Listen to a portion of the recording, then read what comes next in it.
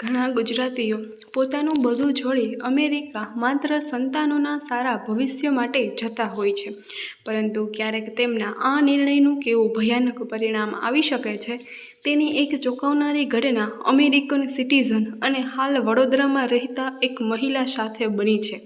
ચંદ્રિકા સુથાર નામના આ 72 વર્ષીય મહિલા 1992માં પતિ અને દીકરી 5 વર્ષની દીકરી સાથે ફેમિલી સ્પોન્સરશિપ પર અમેરિકા ગયા હતા અને એક જ મહિનામાં તેમને ગ્રીન કાર્ડ પણ મળી ગયું હતું. શિકાગોમાં રહેતા ચંદ્રિકા સુથાર ત્યાં રેસ્ટોરન્ટમાં પાર્ટ ટાઈમ જોબ કરતા હતા અને દીકરીને પણ તેમને ઘરની નજીકમાં જ આવેલી સ્કૂલમાં ભણવા માટે મૂકી હતી. જોકે અમેરિકા ગયાના 2-2.5 વર્ષમાં જ તેમના પતિએ ઇન્ડિયા પાછા જવાની ઈચ્છા વ્યક્ત કરી. અમારી સાથે વાત કરતા ચંદ્રિકાબેને જણાવ્યું હતું કે તેમના લગ્ન જીવનમાં પહેલાંથી જ પ્રોબ્લેમ હતી, પરંતુ તેમને એમ હતું કે અમેરિકા ગયા બાદ બધું બરાબર થઈ જશે.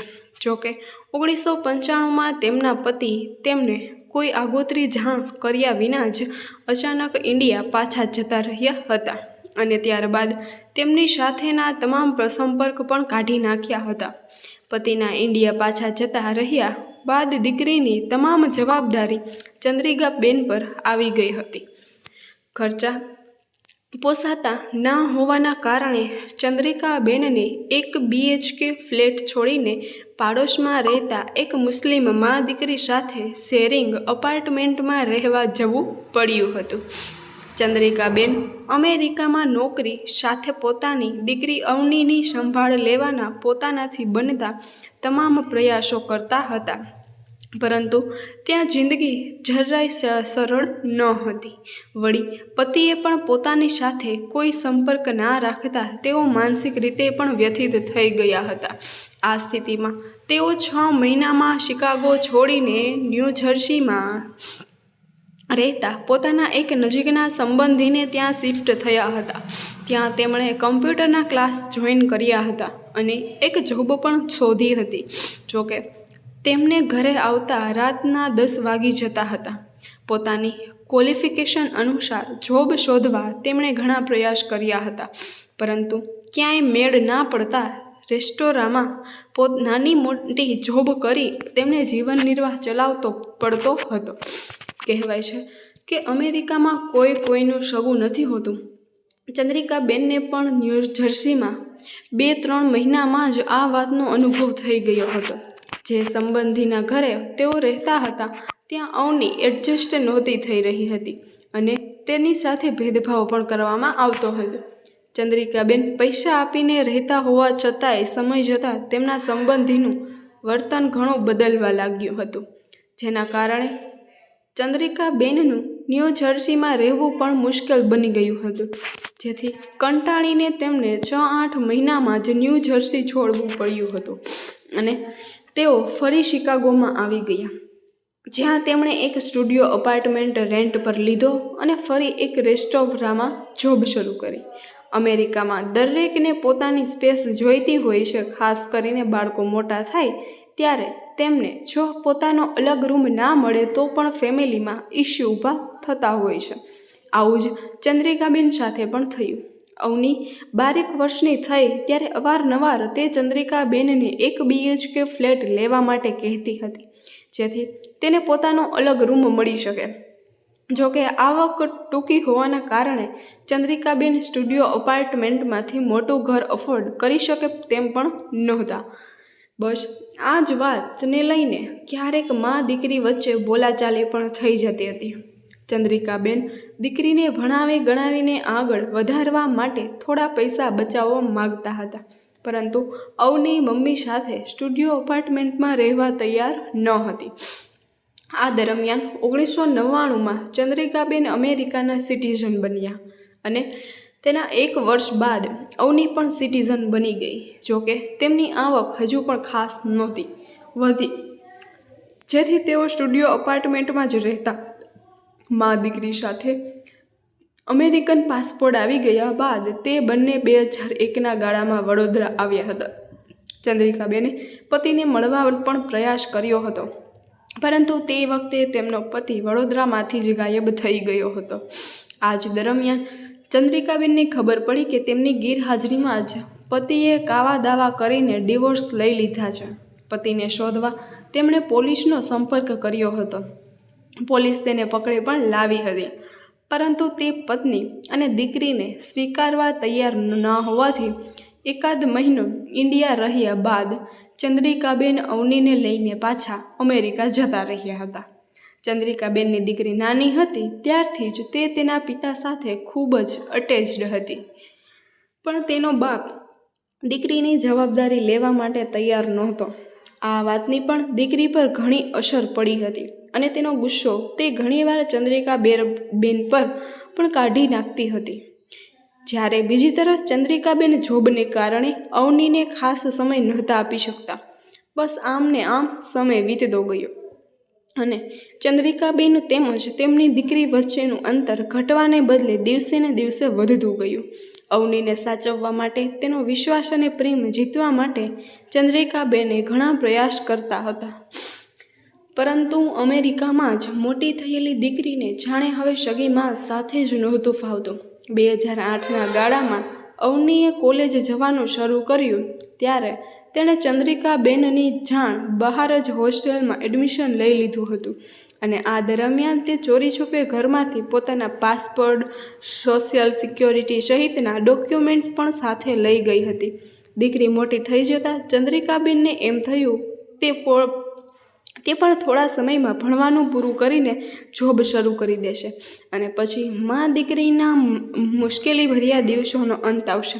પણ અવનીના દિમાગમાં કંઈક અલગ જ પ્લાન આકાર લઈ રહ્યો હતો, જેનો ચંદ્રિકાબેનને તે વખતે અણસાર સુદ્ધા નહોતો. 22 ઓગસ્ટ 2008ની આ વાત છે. ચંદ્રિકાબેન એક કુરિયર કંપનીમાં નાઇટ શિફ્ટમાં જોબ કરતા હતા અને તેમને સાંજે 4 વાગ્યાની આસપાસ ઘરે નીકળવાનું હતું. બપોરે તે અને અવની ઘરે જ જતા હતા. ત્યારે અવની ફ્રેન્ડને મળવા જવાનું કહીને ઘરેથી નીકળી હતી અને ચંદ્રિકાબેન ઓફિસ ગયા ત્યાં સુધીમાં તે પાછી નહોતી આવી. તે દિવસે ચંદ્રિકાબેન રાત્રે લગભગ 3 વાગ્યે જોબ પરથી ઘરે આવ્યા હતા, પરંતુ તેમણે જોયું તો બધું જ વેરવિખેર પડ્યું હતું અને અવનીનો સામાન ગાયબ હતો. ચંદ્રિકાબેન કંઈ સમજે તે પહેલાં જ તેમને ડાઇનિંગ ટેબલ પર પડેલી એક ચિઠ્ઠી મળી હતી, જે તેમની દીકરીએ લખેલી હતી. તે ચિઠ્ઠી વાંચતા જ ચંદ્રિકાબેનને જાણે પોતાની દુનિયા ખતમ થઈ ગઈ હોય તેવો ધ્રાસકો લાગ્યો હતો. જે દીકરીને મોટી કરવા માટે તેમણે દિવસ રાત જોયા વિના મહેનત કરી હતી, પતિના વિશ્વાસઘાતને સહન કર્યો હતો, તે જ દીકરી ચંદ્રિકાબેનને છોડીને ચાલી ગઈ હતી. તેણે ચિઠ્ઠીમાં લખ્યું હતું કે હવે મને શોધવાની કોશિશ ના કરીશ, હું મારી મરજીથી ઘર છોડીને જાઉં છું અને તને માત્ર પૈસામાં જ રસ છે. અવની ઘર છોડીને જતી હતી છે. તે વાત ચંદ્રિકાબેનને માન્યામાં જ નહોતી આવી રહી, પરંતુ મધરાતનો સમય હોવાથી તેઓ તેને શોધવા પણ નીકળી શકે તેમ નહોતા.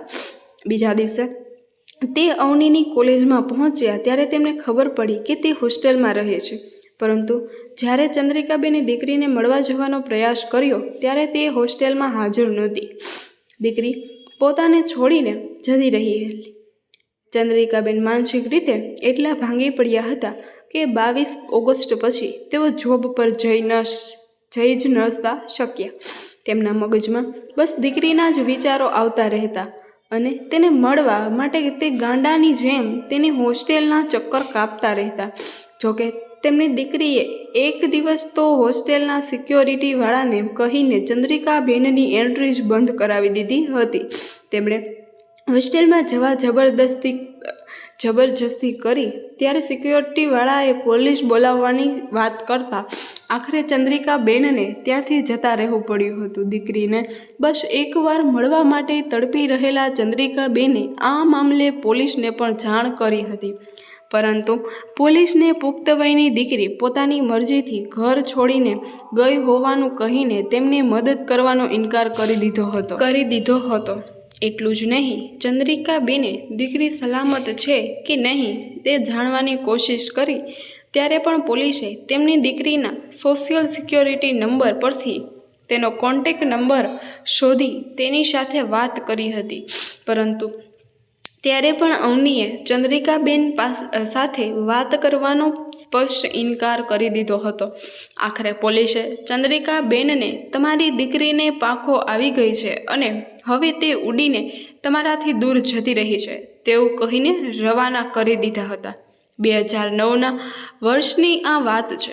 ચંદ્રિકાબેનને ખબર પડી કે તેમની દીકરી હવે હોસ્ટેલ છોડીને કોઈ શેરિંગ અપાર્ટમેન્ટમાં રહે છે. ત્યારે તે દીકરીને શોધવા માટે તેમણે એક ડિટેક્ટિવ પણ રોક્યો હતો. તેણે તેમની દીકરીને ક્યાં રહે છે, ક્યાં જોબ કરે છે તે તમામ ડિટેલ્સ લાવી આપી હતી. કદાચ અવનીનું મન બદલાયું હશે તેમ માની ચંદ્રિકાબેન તેના ઘરેથી નીકળવાનો સમય થાય ત્યારે તેની બિલ્ડિંગ આગળ ઊભા રહેતા. તેની પાછળ ચાલતા ચાલતા રેલવે સ્ટેશન સુધી જતા. તેથી સાથે જ ટ્રેનમાં તેની જોબના સ્થળ સુધી મુસાફરી પણ કરતા.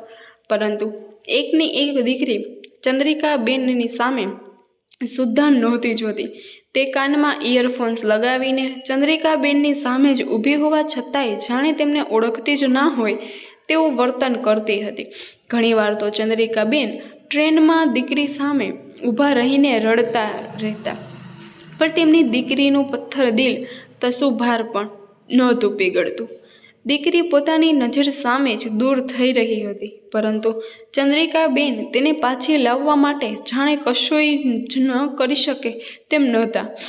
આમને આમ સમય વીતી રહ્યો હતો અને આ દરમિયાન ચંદ્રિકાબેનને એવી પણ ખબર પડી હતી કે તેમનો પતિ અમેરિકા પાછો આવી ગયો છે, પરંતુ તે તેમનાથી છુપાઈને રહેતો હતો. પતિએ કરેલા વિશ્વાસઘાત બાદ ચંદ્રિકાબેનને આમે તેની સાથે સંબંધ રાખવામાં કોઈ રસ નહોતો, પરંતુ દીકરીનું વર્તન તેમને હતાશાની ગર્તામાં ધકેલી રહ્યો હતો. પોતાના અનેક પ્રયાસો બાદ પણ અવની એકની બે ના થતાં ચંદ્રિકાબેન પણ હવે થાક્યા હતા. તે નાની મોટી જોબ કરીને અમેરિકામાં એક દિવસ જાણે ગણીને કાઢી રહ્યા હતા. ઇન્ડિયામાં પોતાનું કોઈ રહ્યું જ ના હોવાના કારણે તેઓ ત્યાં પાછા જઈ શકે તેમ પણ નહોતા. અવનીને ભૂલવા માટે ચંદ્રિકાબેન ઘણા પ્રયાસો કર્યા હતા, પરંતુ જે દીકરીને પોતાના જીવથી પણ વધુ ચાહીને નાનીથી મોટી કરી તેને ભૂલવી ચંદ્રિકાબેન માટે આ જીવનમાં જાણે અશક્ય હતું. 2009માં તેમણે દીકરીને શોધી પણ કાઢી હતી, પરંતુ પોતે તેની નજીક સુદ્ધા નહોતા જઈ શકતા. હારી થાકીને ચંદ્રિકાબેને દીકરી સાથે વાત કરવાના પ્રયાસો બંધ કર્યા. ત્યારબાદ તે ક્યાં છે, કઈ સ્થિતિમાં છે તેની કંઈ જ જાણકારી પણ તેમને નહોતી. જોકે 2013માં શિકાગોમાં પોતાના ઘરની નજીકના એક ટ્રાફિક સિગ્નલ પર તેમને પોતાની દીકરી જેવી જ એક યુવતી દેખાઈ હતી. ત્યારે તેની ઉંમર 25થી 27 વર્ષ જેટલી થઈ ગઈ હશે. ચંદ્રિકાબેન તરત જ તેને ઓળખી ગયા હતા અને કદાચ તેમને જોઈને તેમની અવની પણ ત્યાંથી ફટાફટ ચાલીને ક્યાંક જવા લાગી હતી. અવની તે વખતે એક મોલમાં જતી હતી અને તેની પાછળ ચંદ્રિકાબેન તે મોલમાં ઘૂસ્યા ત્યાં સુધીમાં તો તે ગાયબ થઈ ગઈ હતી. જોકે થોડી મિનિટો પછી ચંદ્રિકાબેને અવનીને જોઈ ત્યારે તેમના પગ નીચેથી જમીન ખસી ગઈ હતી. અવની ત્યારે એકલી નહોતી. તેની સાથે તેની જ ઉંમરનો કોઈ યુવક પણ હતો, જે બ્લેક અમેરિકન હતો. ચંદ્રિકાબેને તેની પાસે જઈને વાત કરવાની કોશિશ કરી તો પહેલાંએ તેમને વોર્નિંગ આપી દીધી હતી કે અવનીની નજીક આવવાની પણ કોશિશ ના કરશો. એટલું જ નહીં, તેણે તરત જ પોલીસને ફોન કરી દેતા ચંદ્રિકાબેનને તે વખતે ત્યાંથી નીકળી જવું પડ્યું હતું. ચંદ્રિકાબેને છેલ્લે 2013માં જ પોતાની દીકરીને જોઈ હતી. ત્યારથી લઈને આજ સુધી તે ક્યાં છે, શું કરે છે, કોની સાથે રહે છે તેની કશી જ માહિતી ચંદ્રિકાબેન પાસે નહોતી. અમેરિકામાં રહેવું મુશ્કેલ બની જતાં હારી થાકીને ચંદ્રિકાબેન 2022માં ઇન્ડિયા પાછા આવી ગયા છે. પરંતુ આજની તારીખે પણ તેમને પોતાની દીકરીની ચિંતા થઈ રહી છે. વર્ષો સુધી અમેરિકામાં મહેનત કરનારા ચંદ્રિકાબેન આજે વડોદરામાં એક ભાડાના ઘરમાં રહે છે. તેમનો પતિ પણ વડોદરામાં જ રહે છે. પરંતુ બંનેને એકબીજાની સામે જોવાના પણ સંબંધ નથી. અમેરિકન સિટીઝન હોવાના કારણે ચંદ્રિકાબેનને દર મહિને પેન્શન મળે છે અને તેનાથી જ તેનો ગુજારો થાય છે. પરંતુ 72 વર્ષની વયે જ તે એકલા રહેવા માટે મજબૂર છે.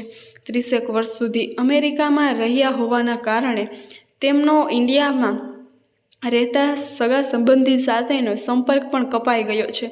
મોટા ભાગના સંબંધી સ્વર્ગે સિધાવ્યા છે અને તેમના સંતાનો પણ ચંદ્રિકાબેનને ઓળખતા પણ નથી. જો કે ચંદ્રિકાબેનને સૌથી વધુ દુઃખ એ વાતનું છે કે જેના માટે તેમણે પોતાની આખી જિંદગી ખપાવી દીધી તે દીકરી જ આજે તેમનાથી દૂર છે. ભગવાને જો કદાચ અવનીને લઈ લીધી હોત તો ચંદ્રિકાબેને પોતાના નસીબને દોષ દઈને મન મનાવી લીધું પણ હોત. પરંતુ દીકરીના જીવતે જીવ તેને યાદ કરીને દિવસ રાત આંખું સારતી માનું દર્દ વર્ણવવા માટે શબ્દો પણ ઓછા પડે તેમ છે.